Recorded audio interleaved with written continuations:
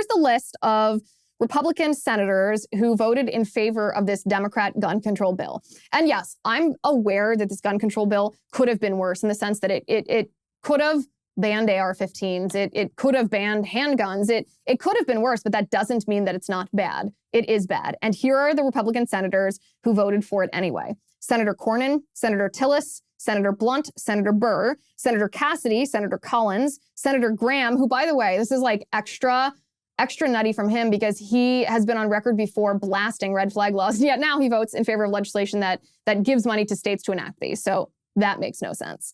Senator Portman, Senator Romney, of course, and Senator Toomey. Now, this list of 10 Republicans makes the number of senators who support this in the Senate overall at 60, which makes it filibuster proof. So whether more Republican senators will join this remains to be seen. But these are the 10 that deliberately are fulfilling this majority necessary to overcome a filibuster. So this will pass the Senate. Now, when Senator Cornyn was asked about the red flag aspect of this, he actually responded to this on Twitter. And I want to bring this up on the screen here, but I also want to bring this up so that we can read what his response was. Because David Harsanyi tweeted and said, I look forward to John Cornyn's explanation on how red flag laws are the concern of the federal government, which is a great federalist point. This is a good point. Besides just the practicality of do red flag laws work, what right does the federal government have to get involved here? And Senator Cornyn responded just by tweeting a link to a tweet by Stephen Gutowski. Stephen Gutowski then quote tweeted, I know this is complicated, but it's all Twitter. Stephen Gutowski quote tweeted someone named Isabella. Isabella was asking Stephen a question. She said, just to be clear, the proposal provides federal funding for states to enact red flag laws, but doesn't enact any federal red flag laws. And Gutowski says, correct. That's what Cornyn quote tweeted in answer to David Harsanyi asking, what business is it of the federal government? And I just think this is the biggest cop-out in the world. Like, who are you kidding? Who are you kidding? If you support giving federal taxpayer money to states for red flag laws, you don't get to distance yourself from the red flag laws. You are making the red flag laws possible at the state level. This does not mean that you support federalism. You are simply deferring the administration of the red flag laws, which you can't fully defer the administration of a policy at a state level when the funding comes from the federal level. So this is the biggest cop-out in the world. It also shows you that Republican senators are aware that what they're doing is a violation of the Second Amendment, is a violation of common sense, is a violation of their constituents.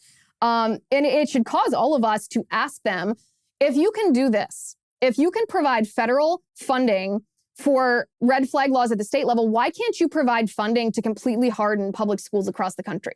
Why can't you provide federal funding that would reinforce doors, that would reinforce the windows on the doors to classrooms, that would make sure that all doors are locked, that would have single point entry in public schools, that would have school resource officers, armed guards at school, that would have verified access only for known persons? Why can't you provide federal funding so that public schools, where our children are in classrooms, like sitting ducks right now, so that we can make that a safe environment? Why is that not the first priority of the United States Senate? Why isn't this the first priority of the Republicans in the United States Senate? Because we know the Democrats are hypocrites on this issue. They're so far removed from people, from real life, that they don't care. They don't care about what actually works. They just want to push their gun control agenda. But Republicans are supposed to be smarter.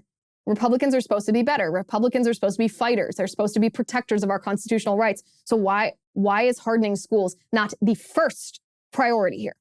And that's what we should ask our senators. There are some Republicans, by the way, not at the federal level, at the state level, who are doing what they should to make schools safer. In Ohio, actually, Governor Mike DeWine, who I'm not a huge fan of, I think he completely botched the COVID response, and not just botched. He was a little petty tyrant in Ohio during the COVID response, but kudos where it's due, credit where it's due. He just signed a bill that allows teachers in public schools in the state of Ohio to be armed if they so choose. And it actually reduces the amount of training. So you don't have to have a law enforcement amount of training in order to carry. You have to have more like concealed carry permit holder training in order to be an armed teacher in a school. This is what we should be doing all across the country. We should be allowing teachers who are willing, who are capable, and who are trained to carry firearms in schools so that mass shooters or wannabe mass shooters know that if you come into a school, you will run into someone who will immediately respond to you and will kill you if you try to harm children.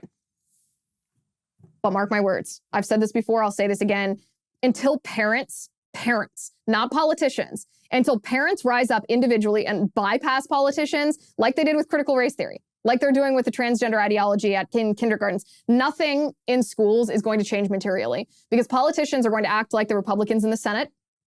They're not really going to do anything, or maybe they'll even buy into Democrat talking points. They're not going to harden schools until parents bypass them and demand that schools be hardened, or else we're going to remove our children from these schools.